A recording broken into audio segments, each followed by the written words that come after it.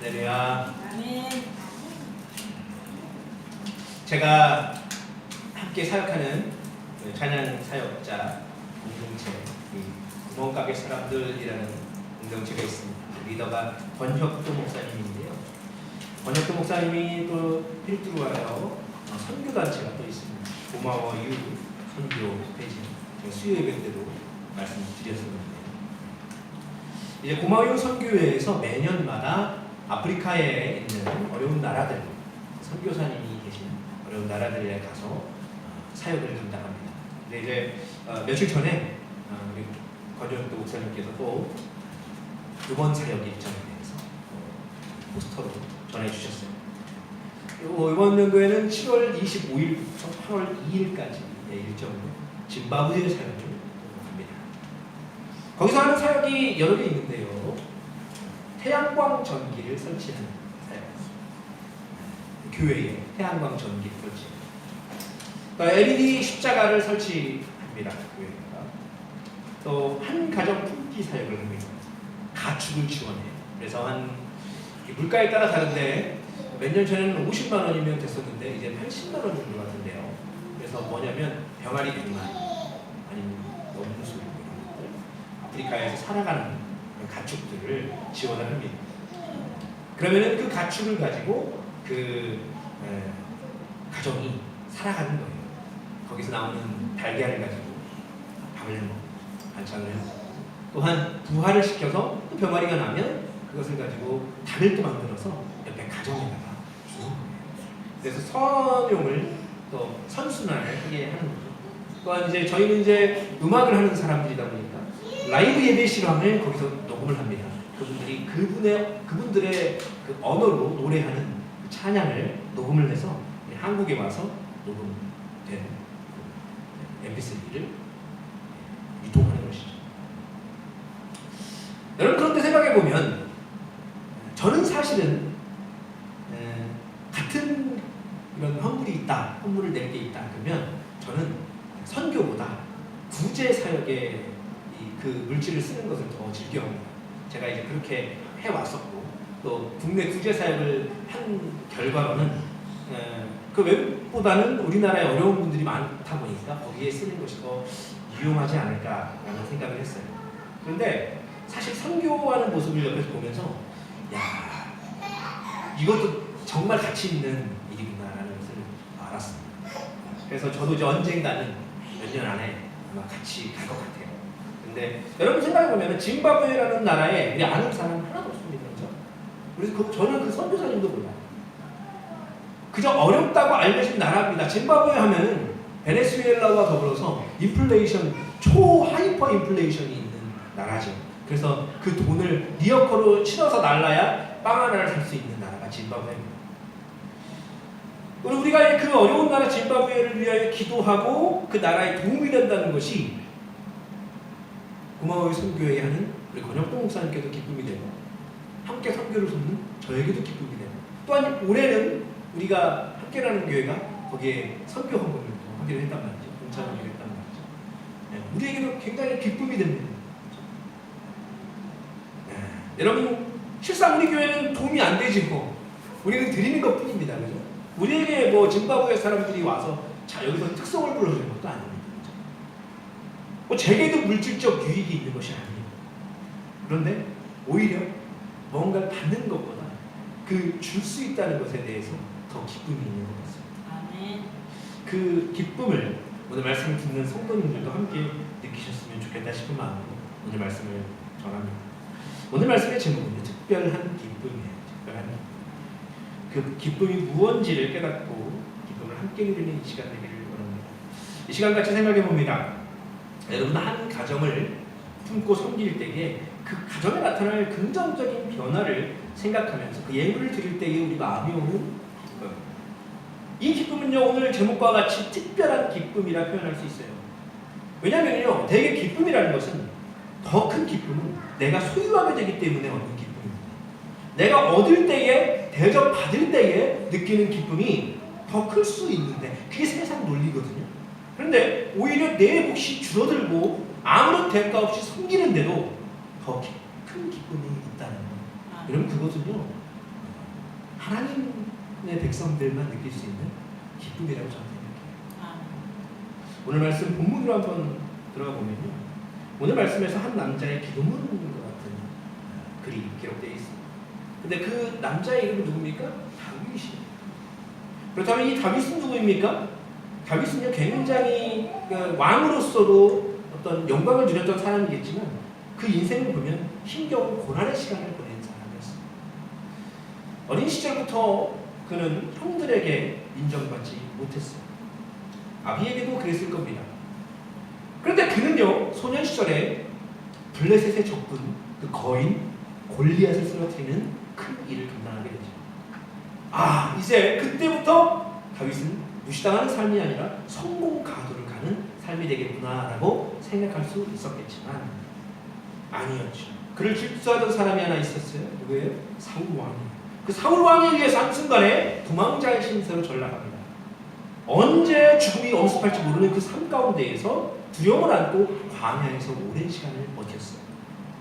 그렇게 끔찍한 시간을 통과했는데 결국은 왕이 되죠. 이스라엘의 왕이 돼요. 왕으로서 어마어마한 복을 누리고 있는 자신을 발견하게 되는 거예요. 그는 감격합니다. 왜요? 자기의 눈물이 된 것이기 때문에? 아니에요. 하나님의 은혜였기 때문에. 하나님의 구원이 함께했고 늘 어려운 가운데서도 하나님께서 보호해 주셨고 하나님께서 인도해 주셨기 때문에 그는 감격할 수밖에 없는 것입니다. 그래서 그 은혜에 너무 감격한 나머지 역대상 17장에 그는 결심하는 거예요. 하나님의 성전을 지어드리겠다고 결심하는 것입니다. 근데 어떻게 됐습니까? 그게 이루어졌습니까? 아니에요. 그의 소원은 하나님에 의해서 철저하게 거절당합니다. 그리고 그가 아닌 이 아들 솔로몬을 통해서 성전을 짓게 하라는 명령을 듣게 되는 것이죠. 그 이야기가 역대상 22장 6절에서 10절에 나옵니다. 우리 얼마 안 되니까 22장도 한번 펴볼까요? 역대상 22장 앞으로 가서 6절에서 10절까지 말씀입니다. 6절에서 10절. 역대상 22장 6절에서 10절 함께 읽겠습니다. 다윗이 그의 아들 솔로몬을 불러 이스라엘 하나님 여호와를 위하여 성전 건축하기를 부탁하여 다윗이 솔로몬에게 이르되 내 아들아 나는 내 하나님 여호와의 이름을 위하여 성전을 건축할 마음이 있었으나 여호와의 말씀이 내게 임하여 이르시되 너는 피를 많이 흘렸고 침이 많이 흘렸고 크게 전쟁하였느냐 내가 내 앞에서 땅에 피를 많이 흘렸으니 내 이름을 위하여 성전을 건축하지 못하리. 보라 한 아들이 내게서 나니 그는 온순한 사람이라 내가 그로 주변 모든 대적에게서 평온을 얻게 하리라. 그의 이름을 솔로몬이라 하리니 이는 내가 그의 생전에 평안과 안일함을 이스라엘에게 줄 것입니다. 그가 내 이름을 위하여 성전을 건축할지라. 그는 내 아들이 되고 나는 그의 아버지가 되어 그 나라 왕위를 이스라엘 위에 굳게 세워 영원까지 이르게 하리라 하셨느니. 자, 하나님을 위해 성전 건축을 하겠다는 그 굳은 마음, 다윗의 청, 그것을 하나님께서 거절하셨다고 했습니다. 왜 거절하셨죠? 바로 다윗은 전쟁을 많이 한 인물이기 때문에, 전쟁에서 피를 너무 많이 흘렸기 때문에 하나님께서 거절하신 거예요. 네, 여러분 보십시오. 사실 그렇습니다. 다윗이 전쟁에서 피를 흘린 이유가 무엇이었습니까? 하나님의 백성인 이스라엘을 굳건히 세우기 위한 사역의 한 부분 아니었습니까? 그게 사명이었어요. 그게 전쟁. 다윗의 입장에서 그것 때문에 성전 건축을 거절당한다 하는 것은 굉장히 억울하고 서운할 일입니다. 그런데 다윗은 하나님의 말씀 앞에서 어떻게 행동했어요? 다윗은 하나님 말씀을 그대로 받아들입니다. 그리고 직접 성전을 짓지는 못하지만 기꺼이 성전 건축을 준비하는 역할을 담당하여 다윗은 성전을 건축할 사람들을 준비합니다. 그리고 건축에 쓰일 물질을 준비합니다. 금과 은과 놋과 철과 나무, 각종 만호, 다양한 보석들, 옥돌들 이런 것들 어마어마한 양의 물질을 준비합니다. 그리고 백성들에게도 적극적으로 이 성전 준비에 참여할 것을 권면하죠. 이에 이스라엘 온 백성들이 순종해서 적극적으로 이 성전 준비에 참여하게 됩니다. 자원하여서 그들의 물질을 성전 준비를 위해 하나님께 드리기 시작해요. 이 모습을 상상을 해볼 때 약간 금모으기 운동 옛날에 그 상상이 돼요. 사람들이 막 다 와서 금 드리고 하잖아요. 이스라엘 백성들이 아낌없이 헌물했어요. 굉장히 온 백성을 준비하는 이 성전 준비니까, 건축 준비니까 어마어마했겠죠. 준비가. 그리고 오늘 본문의 말씀이 바로 이런 준비를 마치고 다윗이 하는 기도예요. 이 기도를 통해서 다윗은 다윗의 신앙을 고백하고 있습니다. 그리고 그의 소원을 담아서 간구하게 됩니다. 여러분, 그런데요, 이 기도에 하는 이 다윗의 감정이 어땠나 보면요, 그의 모습은 기쁨으로 차 있습니다. 이것은 하나님을 향한 감사의 기쁨이에요. 주체 못하는 다윗은 하나님의 영광을 위해서 너무 기뻐서 그 법궤가 올 때 춤췄잖아요. 그죠? 바지가 내려가는 것도 춤췄다겠죠. 얼마나 하나님 앞에서는 이 감사의 기쁨이 넘쳤던 다윗인지 모르죠. 오늘 우리가 함께 읽은 본문뿐만 아니라 역대상 29장 전체에서 기쁨에 차 있는 다윗을 발견합니다. 역대상 29장 9절에도 다윗은 신이 기뻐하고 29장 14절에도 굉장히 즐거워합니다. 그리고 오늘 17절에 또다시 그는 신이 기뻐 즐거워한다라고 고백하고 있습니다. 다윗의 기쁨이 얼마나 큰지 거듭 강조하고 있습니다. 여러분, 여기서 우리가 이 다윗의 모습을 한번 잘 보면 물음이 하나 생깁니다. 우리의 현실적인 모습을 바라볼 때에 이 다윗의 기쁨이 정상적이냐 상식적이냐? 이 다윗의 기쁨이 우리가 보편적으로 경험하는 기쁨과 유사하냐? 아까 선교에 대한 이야기하면서 주는 문제의 기쁨 얘기했잖아요. 여러분, 이게 정상적이고 상식적이지는 않습니다. 특히 세상적으로 볼 때 비정상적이에요. 이해하기 힘든 기쁨의 형태. 그래서 특별한 기쁨이라 표현하는 거예요. 왜 다윗의 기쁨이 비정상적이고 또 일반적이지 않게 보일까요? 특별한 기쁨입니다. 왜 특별할까요? 이유가 여러 개 있습니다. 그 중에 첫 번째는 무엇이냐면, 일반적으로 기쁨이라는 것은 아까 말씀드렸지만 누구에게 무언가를 줄 때보다 받을 때 찾아오기 때문이에요. 이것은 우리 일상 속에 쉽게 느껴지는 기쁨입니다. 생각해 보십시오. 우리가 친구에게 비싼 음식을 사줄 때가 기쁘신가요? 아니면 비싼 음식을 대접받을 때가 기쁘신가요? 저는 대접받을 때가 기쁩니다. 줄 때도 기쁘지만. 아니, 돈도 안 나고 맛있는 거 얼마나 좋아요, 그죠? 보편적으로 얻어먹을 때 기쁘죠. 근데 오늘 본문에서 다윗은요, 하나님께 무언가를 얻어서 기뻐하는 기쁨이 아니에요. 반대로 하나님께 무언가를 드릴 수 있다는 사실에 기뻐하는 기쁨이에요. 다윗의 기쁨은 받는 기쁨이 아니라 주는 기쁨, 드리는 기쁨이다. 그래서 특별하다. 물론 이제 이런 기쁨은 우리 일상에서도 충분히 경험해 왔을 기쁨이에요. 그죠? 경험을 못했다면 좀 돌아보셔야 되는 거예요. 그죠? 인생을. 그죠? 근데 우리가 주었을 때 기쁨 언제 느껴보셨어요? 우리가 누군가를 사랑할 때, 열렬히 사랑할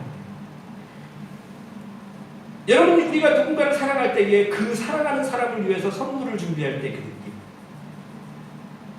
그 선물을 전해줄 때의 그 느낌 어떻습니까? 굉장히 기쁘죠. 그 선물을 받은 사람이 그것을 보고 환하게 웃을 때의 그 기쁨 있잖아요. 저는 아내에게 그런 기쁨을 많이 주지 못해서 참 미안하기도 하지만 그래도 그런 경험이 있습니다. 분명히 무언가를 줬을 때 기뻐하는 모습을 보고 내가 기뻐. 종종 우리에게 경험되는 기쁨이긴 해요. 그죠? 그래서 이 첫 번째의 기쁨은, 주는 기쁨은 이해할 수 있을 것 같습니다. 그런데요, 이제 두 번째의 특별한 기쁨의 이유는 우리가 이해하기 참 어려울 수 있어요. 다윗의 기쁨이 특별한 이유 중에 두 번째는 무엇이냐면, 다윗의 기쁨은 거절당한 자의 기쁨이기 때문에. 거절당한 자의 기쁨. 아시다시피 다윗은 하나님께 먼저 성전 건축의 의지를 밝혔습니다. 자기가 직접 하나님 영광을 위해서 성전을 짓겠습니다. 밝혔어요. 그런데 하나님이 단칼에 거절하셨어요. 피를 흘렸기 때문에 다윗에게는 억울할 만한 이유를 들어서 거절하셨습니다. 물론 하나님께서 자손들에게 복을 내려주시겠다는 약속을 해주셨지만 그래도 그 사실은 변하잖아요. 거절당했다는 사실은. 준비만 하는 신세가 됩니다. 인생 다 준비만 하는 신세. 누가 생각나요? 모세가 생각납니다. 물론 죄 때문에 그렇지만 모세가 가나안을 앞두고 굉장히 가장 그 전에 죽었으면 모르겠습니다만 그 앞에 두고 거절당하는 그 심정 모세도 알 거예요. 하지만 기뻐했다라고 했어요. 다윗은 기뻐. 거절당했음에도 기뻐요. 일반적으로 우리가 사람에게 무언가를 거절당하거나 하나님께 기도했는데 우리 생각대로 되지 않았을 때 우리는요 거절감을 느낄 때가 있어요. 사람에게 거절당했을 때는 수치심을 느끼기도 합니다. 상처를 받죠. 자신이 무언가를 성취하지 못하면 그렇게 서운할 수가 없습니다. 화가 나요. 더 큰 일이라면 짜증도 나고 화가 나요. 분명히 이 상황은 기뻐할 상황이 아니에요. 우리 마음 가운데 짜증이 있는 일이라면 더욱더 기뻐할 상황은 아니죠. 그렇죠? 나중에는 후회하고 기쁨으로 받아들일 수는 있겠지만 오히려요 여러분 성도 입장에서 봤을 때 기도 엄청 했는데 그 기도가 이루어지지 않는다? 내 생각도 이루어지지 않는다? 그러면 그 기도의 원리를 모르는 것이죠. 하나님 마음인데 노라는 것도 하나님 응답이라는 것을 알지 못하고 기도하는 것이죠. 그렇지만 어쨌든 응답이 안 되면 어떻게 해요? 하나님께 상처받고 시험 들어요. 말 그대로 나 시험 들었어. 여러분이 사람에게도 거절당했을 때 큰 상처가 되죠? 제가 이제 말씀을 준비하면서 보니까 예전에 요즘도 마찬가지겠지만 2010년과 2011년 보면은 그 여자친구와의 교제를 허락해달라고 이야기를 했는데 여자친구의 어머니께서 반대하죠. 똑같은 일인데 다른 곳에 똑같은 일인데 그래서 그 남자가 앙심을 품고 너무 계속 반대하니까 앙심을 품고 그 여자친구의 어머니를 죽인 사건이 2010년에도 보도되고 2011년에도 보도됐어요. 왜 그랬을까? 그런 일을 행했을까? 결국은요 자기가 상처가 된 거예요. 그것이 반대가 상처가 자기를 무시하는 것 같거든요. 아이고 반대합니까? 알겠습니다. 다른 사람 찾겠습니다. 이게 아니라는 거예요. 철저히 무시당했다는 느낌이 든 겁니다. 그러니까 어머니를 죽인 거예요. 끔찍한 일인데요. 이만큼 거절감이라는 것이 크면 이런 일까지 자행할 수 있다. 큰 상처를. 어떤 사람들 그렇잖아요. 아까 말씀드렸지만 기도 응답되지 않으면 내가 어떻게 지금까지 신앙생활 열심히 했는데 물질도 드리고 예배도 잘 드리고 섬겼는데 나한테 이런 일을 하나님 없어 하면서 부인하기도 하고 떠나기도 하는 사람들입니다. 증오하는 사람들이 있어요. 하지만 다윗은요 하나님의 반대에도 거절감을 느끼지 않았습니다. 상처를 받지도 않았습니다. 오히려 자신을 거절한 그 하나님을 위해서 어마어마한 헌신을 드리고 있습니다. 진심으로 기뻐하면서. 여러분 이게 일반적으로 상식적으로 이해하기 힘든 상황이잖아요. 그렇죠? 참 특별한 기쁨이라는 생각입니다. 여러분 근데 이 다윗이 느꼈던 특별한 기쁨이 다윗에게만 찾을 수 있는 것은 아닙니다. 성경의 인물 가운데 바울이라는 사람도 그런 느낌, 경험이 있었죠. 바울이 빌립보서를 이제 기록할 즈음에 어디에 있었냐? 바울은 바로 죄수로서 감옥에 있었습니다. 빌립보서를. 감옥에 갇혀 있는 신세인데 그 원인이 무엇이었냐면 예수 그리스도를 증거했다는 이유. 감옥에 있었습니다. 그때는 더군다나 그 죄수는요. 지금 우리나라 같은 경우도 감옥에 들어가면은 삼시세끼 꼬박꼬박 주죠, 세금으로. 그래서 그것 때문에 오히려 감옥 들어가는 것이 편해갖고 죄 짓는 사람도 있을 정도입니다. 근데 이때의 이 감옥, 갇혔던, 이 바울이 갇혔던 감옥은요, 비참해요. 참혹한 환경이었습니다. 특히나 이제 그때를 알아보면 수감의 그 비용들을 스스로 감당을 했어야 됐다고 했어요. 그래서 옥바라지 할 사람이 없으면 그냥 그 안에서 굶어 죽든 얼어 죽든 할 수밖에 없는 상황입니다. 바울은 굉장히 하나님을 원망할 수 있는 상황입니다. 그죠? 제가 하나님, 예수님 위해서 제가 얼마나 이렇게 전도하고 힘썼는데 결과가 이것입니까? 저를 감옥에 보내십니까? 원망할 수 있어요. 근데 그는 상처받거나 실망하지 않습니다. 오히려 기뻐하는 것을 볼 수 있어요. 크게 기뻐합니다. 왜요? 그 기쁨의 이유가 무엇이냐면 밖에서 들려오는 한 소식 때문입니다. 어떤 소식을 들었냐? 바로 자신이 감옥에 갇혔음에도 불구하고 복음이 널리 전파되고 있다라는 소식이었습니다. 이 소식을 듣자 바울은요 엄청 기뻐했다고 했어요. 그리고 그 기쁨을 고백하는데 빌립보서 1장 18절에 이렇게 고백합니다. 그러면 무엇이냐? 거칠어로 하나 참으로 하나 무슨 방도로 하든지 전파되는 것은 그리스도니 이로써 나는 기뻐하고 또한 기뻐하리라. 결국은요, 특별한 기쁨을 누리고 있는 두 사람, 다윗과 바울에게서 우리는 공통점을 발견할 수 있습니다. 뭐냐? 그들에게는 그들 자신이 중요하지 않았다. 그들에게 중요한 것은 자기 자신이 아니라 누구예요? 오직 하나님이었다는 것입니다. 다윗은요, 자신이 성전 건축하는 것 그거 중요하지 않았습니다. 성전 건축하면 자기에게도 영광 될 거 아닙니까? 후대까지 전해질 이 성전 건축 누가 했어요? 다윗 왕이 했습니다. 다 전해내놓을 거 아닙니까? 그럼 얼마나 큰 영광입니까? 그런데요, 자기가 성전 건축하는 건 중요하지 않았다는 거예요. 다윗에게 중요한 것은 누가 건축하든지 하나님을 위해 성전이 건축될 것이다 라는 사실, 그것이 가장 중요했다는 거예요.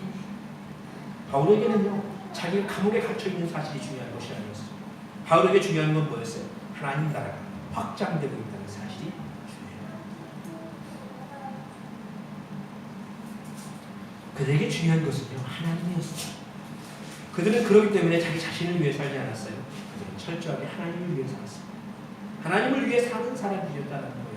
그래서 결국은 다윗이 경험했던 특별한 기쁨의 가장 중요한 이유가 무엇이었다? 그 기쁨의 원인은 하나님을 위해 살고 있었기 때문입니다. 그래서 특별한 기쁨을 느낄 수 있는 가장 중요한 것은 내가 하나님을 위해 살 때 느낄 수 있다는 것입니다. 성경은 우리에게 고린도전서 10장 31절에 말씀합니다. 그런즉 너희가 먹든지 마시든지 무엇을 하든지 다 하나님의 영광을 위하여 하라. 다들 이제 코로나 기간을 거쳐서 지나서 현재 이제 해제되었더라도 경제 사회적으로 어렵죠. 코로나 때보다 어렵다고 하죠. 제가 보니까 한 달 순수입이 100만 원이 안 되는 자영업자가 우리나라에만 900만 명. 900만 명. 그래서 제가 잘못 본 줄 알았어요. 900만 명. 우리나라 인구의 5분의 1, 5명 중에 1명은 순수입이 100만 원이 안 된다. 그 사람들 자영업자들이요, 그만도 못 준대요. 왜요? 원상복구비가 없어서 그만도 못 준대요. 얼마나, 여러분, 우리 5명에 1명이 아니잖아요. 얼마나 감사합니까? 그것만으로도. 그죠? 얼마나 어려운 상황을 맞고 있습니까? 먹든지 마시든지 무엇을 하든지 우리는 다 걱정 근심거리에 있는 지금 이때를 살고 있습니다.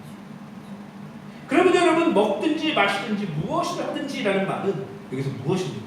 어떤 뜻을 가지고 있어요? 늘이라는 뜻을 가지고 있어요. 늘.